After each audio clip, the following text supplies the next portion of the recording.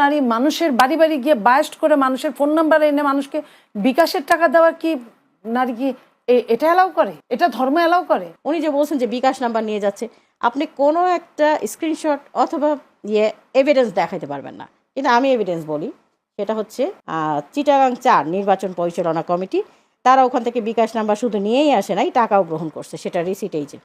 তা আমার কথা হচ্ছে যে আপনি এভিডেন্স ছাড়া কথা বলবেন না এই যুগে এসে, যখন 2026, কারণ হচ্ছে সবার হাতে মোবাইল আছে।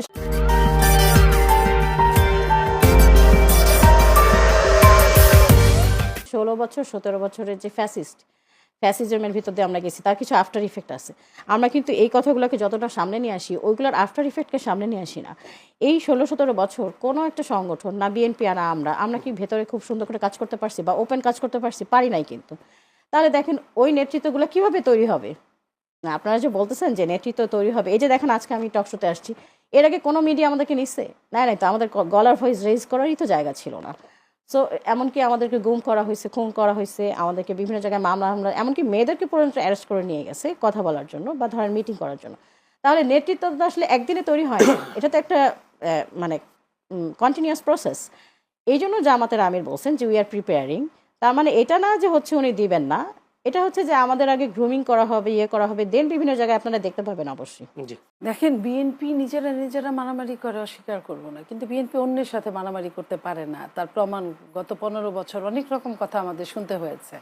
বিএনপি অন্যদের সঙ্গে মারামারি করে না। বিএনপির জামাত যেভাবে ওপেন বলে যে মা বাবার কাছ থেকে, স্ত্রীর কাছ থেকে বিদায় নিয়ে আইসো, দোয়া নিয়ে আইসো, হ্যাঁ, বিএনপি এই ধরনের কথা কখনোই বলে না, বলার দল না।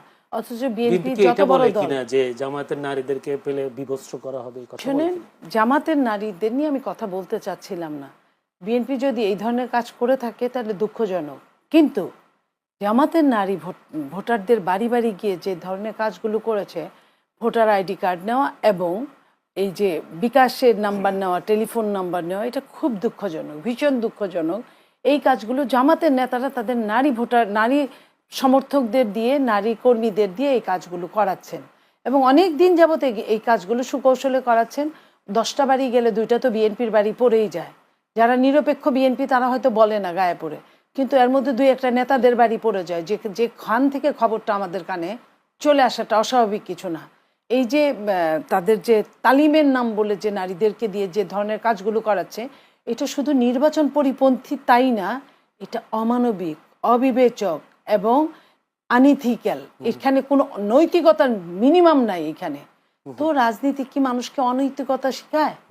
রাজনীতি নারীদের দিয়ে, তারা যে নারীদের কথা বলে যে তারা প্রশিক্ষণ দেওয়া আছে, নারীর ইলেকশনের জন্য যোগ্য না, অথচ নারী মানুষের বাড়ি বাড়ি গিয়ে বায়াস্ট করে মানুষের ফোন নাম্বার এনে মানুষকে বিকাশের টাকা দেওয়া কি নারী কি এটা অ্যালাউ করে?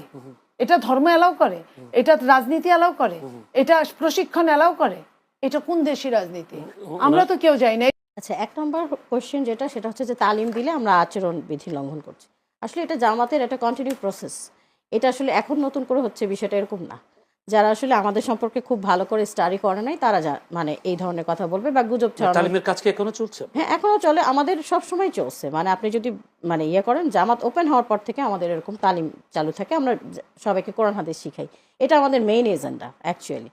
জামাতে যদি বলে থাকেন যে মেইন কাজ কোনটা, তাহলে তো আমরা ইসলামের দাওয়াত দিই, এটা তো আমরা ওপেন বলি, সব জায়গায় বলি। এটা তো গুপ্ত বা অভিযোগ বলা হয় যে আপনারা সেই কোরআন হাদিসের ফাঁকে ফাঁকে ভোটের কথা। না, ভোটের কথা বলি আমরা, হচ্ছে পুরো তালিম করতে যাই সবাই। কিন্তু এখন ধরেন যখন থেকে এটা কি আচরণবিধি লঙ্ঘন? তালিম করাটা আচরণবিধি লঙ্ঘন না। 2 নম্বর হচ্ছে আমি ভোট চাইতে যাই, তারপরে কি করি সেটা আপনি বলতে পারেন যে ওখানে আমি কোনো আচরণবিধি লঙ্ঘন করছি কিনা। সেখানে কোনো একটা প্রুফ দেখাতে পারবেন না আচরণবিধি লঙ্ঘন করছে। বরং আমি আপুর একটা কোয়েশ্চেনের অ্যান্সার দিই, সেটা হচ্ছে যে উনি যে বলছেন যে বিকাশ নাম্বার নিয়ে যাচ্ছে, আপনি কোনো একটা স্ক্রিনশট অথবা এভিডেন্স দেখাতে পারবেন না, কিন্তু আমি এভিডেন্স বলি। সেটা হচ্ছে চিটাগাং 4 নির্বাচন পরিচালনা কমিটি, তারা ওখান থেকে বিকাশ নাম্বার শুধু নিয়েই আসে নাই, টাকাও গ্রহণ করছে, সেটা রিসিট এইজেন্ট। তা আমার কথা হচ্ছে যে আপনি এভিডেন্স ছাড়া কথা বলবেন না এই যুগে এসে, যখন 2026, কারণ হচ্ছে সবার হাতে মোবাইল আছে, সবার হাতেই আছে। এটা যে সত্য, কতটা সত্য না, আপনি এটা যে তো দিলেন, এটা আপনারা, এটা আরেকটা বট আইডির মতো প্রোপাগান্ডা। না, প্রোপাগান্ডা হবে কি করে? এখানে এটা উল্লেখ আপনি করাই আছে। বলেন যে ওইখানে এখন আমার কথা আপনি হচ্ছে যে নাম্বারটা দেন, আপনি- আমি এইখানে এই ফোন টকশো চলাকালীন ফোন করব। আবার হচ্ছে আমি কিন্তু এখন আমি এই যে জিজ্ঞেস আমি এই করব। কাউন্টারটাই দিচ্ছি যে আপনি আমাকে একটা এভিডেন্স দেখান আমি যেখানে তো না- বললাম যে এত বেশি, না, যে এত এটা বেশি সেটা তো নির্বাচন আপনাকে কমিশনে গিয়ে বিএনপি না, গিয়ে না, বিচার দিয়ে আসছে, না, নির্বাচন না, কমিশন আপনি এত আপনি বেশি বিচার দিয়েছেন, বাচ্চা আপনি এভিডেন্স দেখান। এভিডেন্স, ওই যে আমি কি এভিডেন্স করবো? দেখাতে গেলেই তো বলে আমাদের নারীদের উপর হামলা করেছে। না, evidence যখনই দেখাতে পুরুষরা গেলে- গিয়ে বলে যে আপনি এটা কি করছেন, আপনি কেন এই কথাটা বললেন, কতগুলো এভিডেন্সের পরে এই ধরনের কথা আসছে যে না, আমাদের আপনি নারীদের এভিডেন্স উপর চাওয়া, হামলা করেছে। নারীদের ছায়া পেটিকোট খুলে যখনই ফেলতে কথা চাওয়া, বলতে দুটো কিন্তু এক গেছে জিনিস না। তখনই তো এই এবং হচ্ছে কথাগুলো। এই ভিডিওগুলো কিন্তু ওপেন আসছে যে মেয়েদের বোরখা ধরে টানাটানি করা হচ্ছে।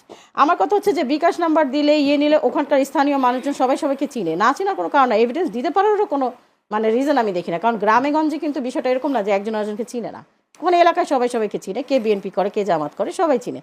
তাহলে আপনি প্রকৃত এভিডেন্স দিয়ে দেন, আপনি কথা বলবেন, সংবাদ Evidence দিয়েই সম্মেলন তো করেন, এই কথাগুলো হয়েছে। কিন্তু হচ্ছে আপনি যেখানে সেখানে হামলা করতে পারেন না। আমরা 3 দশক ধরে নারী নেতৃত্ব দেখে আসছি। প্রধানমন্ত্রী ছিল, বেগম খালেদা জিয়াও ছিলেন এবং শেখ হাসিনাও ছিলেন।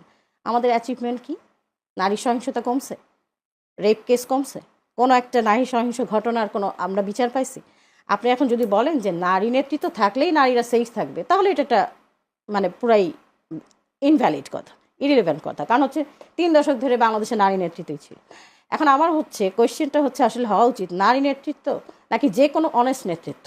ইম্পর্টেন্ট কেস হচ্ছে আসলে এটা। এখন জামাতকে সবাই পাল্টা কোয়েশ্চেন করে, মানে সারাদিন আমরা এটার শুনি। জামাত যেহেতু একটা ইসলামী দল, আমরা হয়তো একদম আমির পর্যায়ের হবে না। আপনি কোন একটা সেনাপ্রধান দেখাতে পারবেন যে প্রধান বাংলাদেশ থেকে হয়েছে? হয় নাই কিন্তু। এবং অনেকগুলো মানে ইউএসএ, তারপরে বিভিন্ন জায়গায় আপনি কোথাও দেখাতে পারবেন না। তাহলে এগুলো নিশ্চয়ই ভ্যালিড রিজন আছে। এটা হচ্ছে 1 নম্বর। 2 নম্বর কোয়েশ্চেন হচ্ছে জামাতে কিন্তু মহিলা উইংস আলাদা। এখানে আমাদের প্রত্যেকটা সেক্টরে নারী নেতৃত্ব আছে। আমি যেমন মেডিকেল থানা থেকে আসছি, আমাদের মেডিকেল থানা আছে, আমাদের পেশাজীবী থানা আছে, আমাদের ডক্টরদের আছে, আমাদের নার্সদের আছে। ইচ অ্যান্ড এভরি জায়গায় মেয়েরা পরিচালনা করে এবং ওখানে নেতৃত্ব মেয়েদেরই। হ্যাঁ, ওখানে কিন্তু কোনো পুরুষ মানুষ নেতৃত্ব দেয় না। সুতরাং জামাতের জন্য এটা একটা মানে আমার মনে হয় এটা ট্যাগ লাগানো বারবার, যে হচ্ছে এই কোয়েশ্চেনটা করে আমরা কিন্তু ওই অনেস্টির জায়গায় যাই না যে নেতৃত্বে যেই আসুক সে অনেস্ট কেন থাকে নাই। আমরা তো স্পিকারও একই সাথে 3 জন ছিল, প্রধানমন্ত্রী নারী, স্পিকার ছিল নারী, এবং হচ্ছে বিরোধী দলীয় স্বরাষ্ট্রমন্ত্রী ছিল নারী। কিন্তু আপনি কি নারী সহিংসতা কমাতে পারছেন? উনি মিলল না ছিল এরকম একটা উত্তর দিলেন, চেষ্টা করলেন, বাট নারীদেরকে কেউ, এই জামাত তো সেই জামাত যে দেশনেত্রী বেগম খালেদা জিয়াকে মেনে 20-25 বছর একসাথে থেকেছেন এবং খালেদা জিয়াকে ওনারা অত্যন্ত, উনি কিন্তু নারী প্রধান, ওনার আন্ডারে কিন্তু জামাত কাজ করেছে। তার মানে কি, টাইট দিলে কয় তোমার মারতে চাই, কয়টা খাবা, কয়েকটাও না, যদি বাইধা বাড়ি কয় পুরাটাই, তো হলো এই অবস্থাটা করেছে। ওনারা নারীদের দিয়ে কাজ করায় বলে 40% বা 43%, কিন্তু নমিনেশন একটাও দেয় না। আপনি যে প্রশ্নটা করেছেন আমি আত্মসমালোচনা করতে পারি, এটাই হচ্ছে গণতন্ত্রের যে বিউটিটা, সেটা বিএনপির মধ্যে আছে। পুরুষের মাইন্ডসেট যতদিন ঠিক না হবে, যে নারীরা ক্ষমতায় ছিল, এই যে 2 জন বা 3 জন, আমি 3 জনই বলবো, রওশন এরশাদ আর বাইরে না, এরা প্রত্যেকেই উত্তরাধিকার সূত্রে আসছে।